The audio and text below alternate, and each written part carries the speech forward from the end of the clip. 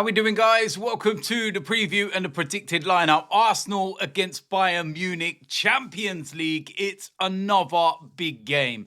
And I'm not exaggerating when I say this. This is probably the two best teams in Europe right now, statistically. When you look at what both teams are doing this season, they are.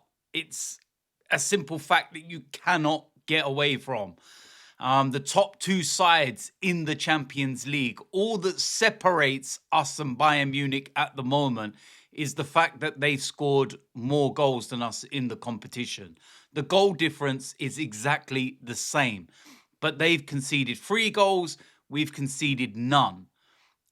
It's insane when you actually think about the levels that both teams have actually maintained throughout the first part of this season. And we've got dangerous players, they've got dangerous players, and it promises to be such a good matchup. Now, I was thinking about team lineup and everything else and the way that we're going to go about this game. And it's an interesting one because we've got Chelsea at the weekend and it just came off the back of the North London derby. So it's probably the worst time because it's sandwiched right in the middle of those two games.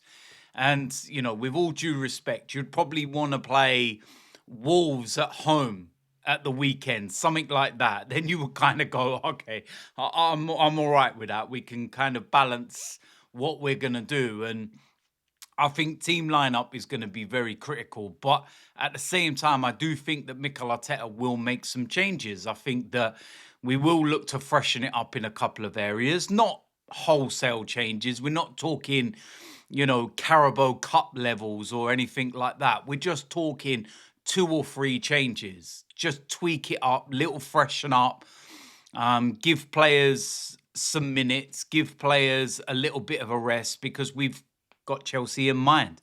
And it's that simple. And right now, I know this is strange to say, every game is important, don't get me wrong, but I feel the Chelsea game is more important than this one at the moment, given its context. Chelsea have put themselves in the mix at the moment, 6 points behind. We cannot let them beat us. If we win that, then I feel that wipes them out of the title race as well. But if they win it, they're right in and amongst it. So it's a big game. But with this one, again, like I said, it's just a huge, huge game. Now, big team news with Bayern Munich is Luis Diaz is not going to be playing because he's suspended. And that is a massive, massive loss for Bayern Munich. Horrific tackle on Hakimi in the last game against PSG is the reason why he's suspended. So like I said, that's a big, big loss for them because since he's joined from Liverpool, he's been very, very good. But that doesn't, mean that there's no threat. The likes of Gnabry will possibly come in and, play on that side. And of course, he's going to be coming back to Arsenal. He's a good player within himself and everything else. But on the other side, you've got the likes of Michael Olise. We will know all about him from his time at Crystal Palace. Very good friends with Eza, of course. And again, he's gone up a level since he's joined Bayern Munich. And he's going to be a massive threat. And then, of course, you've got Harry Kane. And now he's not a Tottenham player. You can kind of give him his flowers. And you can say that he is a seriously good striker. And his levels this season are phenomenal. I think it's 24 goals in all competition for Bayern Munich. And if you include the international games, then I think he's on 32 goals. It's just ridiculous. The amount of goals he scored this season is actually phenomenal. It's kind of an end of season tally and we're not even near Christmas. Like, ridiculous. But Harry Kane played against him multiple times. He always seems to score at the Emirates. And he always seems to score from the penalty spot.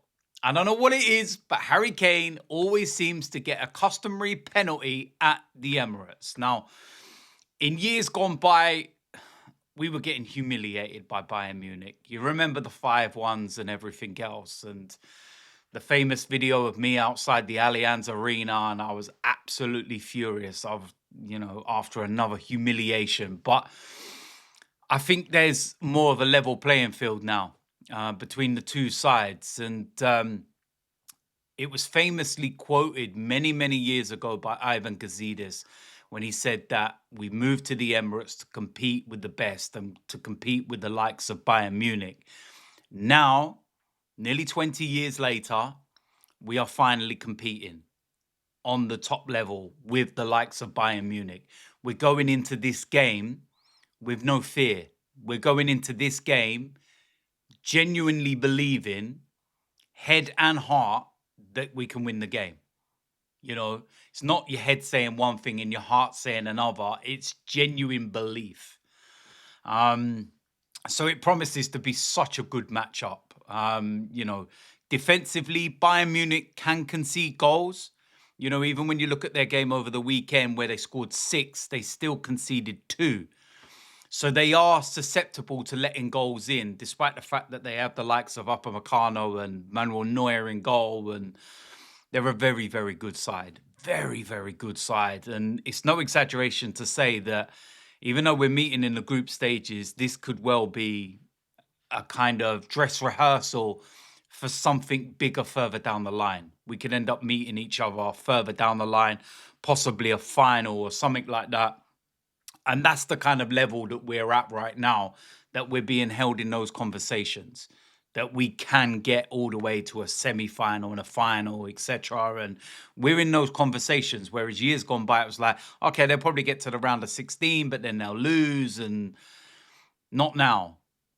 So, it's credit to us as a club where we've, ended up moving ourselves to. But a big game. Big game, like I said, and so many matchups, so many, stories that can be written and everything else. And of course, with us, team news. I haven't seen what Mikel said so far. I don't think he's done his press conference. But of course, we had the likes of Madueke returning and Martinelli returning, and apparently Odegaard and Gyökeres were very close to returning against Spurs. I think they may well return to this on the bench, get some minutes, and then we can have the conversation as to whether they're going to start the game against Chelsea. So it's very good that those players are returning. So listen, with that said, this is my predicted lineup. In goal, David Raya. Very, very straightforward one. And this does not change.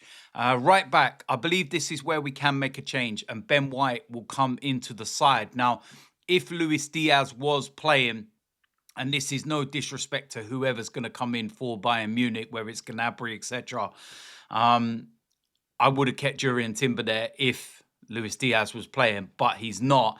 And I feel that this is one area that we can make a little tweak, give Jurrien Timber a little bit of a breather. He's played a lot of minutes, and he is one of these that we do kind of watch and manage, and kind of every time he goes down and you kind of like, oh no, please don't be injured. But I'll make the change there. Right centre-back, William Saliba, I'm going to keep him into the side. And it's a very straightforward one for me. Left centre-back, I'm going to keep Henkape there. I believe that these two need to start building up their relationship and getting some more minutes together and everything else. Henkape himself will know all about playing against Bayern Munich. He was an invincible for Leverkusen, that defeated the likes of, Bayern Munich. So no issues there at all. And then in the left-back position, I'm going to go with Miles Lewis-Skelly.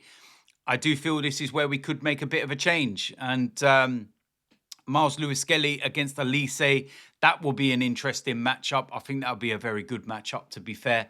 I feel that, that right-back, left-back position is where we can make the changes, but we keep that middle part of the spine the same, and it doesn't change at all. In the midfield, Martin Zubimendi, again, a very straightforward one. He is back from his suspension in the Champions League. So very straightforward, like I said, and no getting caught on the ball. None of that again. We'll let him off that one against Spurs because we won the game quite comfortably, but it would have been nice if we kept a clean sheet against them even more. So on the right-hand side, we're going to go with Bukayo Saka. Listen, it's a big game, and you know, big players need to step up. And when we played Bayern Munich last time at the Emirates, he scored the first goal as well and was really good and should have had a penalty at the end. And I don't even know why that was even a debate. But anyway, Bukayo Saka starts this game. Alongside him, it will be Eberechi Eza, fresh off the back of a hat-trick. And if he's got the license to free, you know, roam and kind of just pick up that kind of number 9 position as well, you see what he can do. It's that simple. You see what he can do. So very, very straightforward one. Alongside him, Declan Rice, of course, he is playing in this game. Didn't pick up a yellow card last time out, which would have meant he was suspended. He is still on that tightrope. We need to remember that if he does get booked in this game, he misses the next one. But yeah, listen, at the end of the day, it's, you know, one of those games where we need another big Declan Rice performance. And I'll tell you something, of late in particular, he's monstrous in the way that he plays. He is unreal. He is the leader without the armband.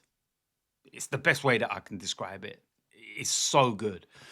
On the left-hand side, I'm going to make a change here, and I'm going to go with Noni Madueke. Came off the bench, of course, against Spurs. Be nice if he can get a good 60 minutes in his legs. Give Trossard a breather. I think Trossard has been so good of late. And right now, that left-hand side position is his. You know, you've got to try and take it back off him. It's as simple as that, really. Injuries have meant he's had to play and he's stepped up. It's that simple. So give him a bit of a breather. And, you know, we'll have Chelsea in mind. But Noni Madueke, he will start the game for me. And if we can get 60-odd minutes in his legs, then that would be very, very good. And then up front, as the main striker, I'm going to stick with Mikel Merino. If Victor Gyökeres is back, then I think that he won't start the game. He'll be on the bench. But he could get the final 20, 25 minutes and then kind of be ready for Stamford Bridge. So, yeah, listen, 3 changes. I think that's enough. That's not too much. It's just a few little tweaks in a few areas out wide. Nothing centrally, nothing to do with the spine. We keep that all solid. And I think that's good. I think that's a solid lineup, to be fair. Change both of the fullbacks, bring Noni Madueke in. And I think that's enough. And we'll see what happens. And it should be a very, very interesting game. So, listen, there we go. That is it for the preview and the lineup. Let me know in the comment section whether you agree or disagree. Do you like that lineup and everything else? And would you make any other changes? And listen, we're not going to go into this game and make a whole load of changes. I've seen some predicted lineups and I'm like, there's a reason why you're not manager. There's a reason why you will never be a manager, because you still think that real life is FIFA. It's not, okay? We're not coming up against Bayern Munich and we're going to bring the likes of Rice and Saliba and all the rest out, okay? Because it could end up being an absolute nightmare. But listen, that's enough for me. I think that's good. So let me know in the comment section. And of course, if you're new around here, hit the subscribe button, smash a like on this video, and I will see you lot soon. I'm out of here.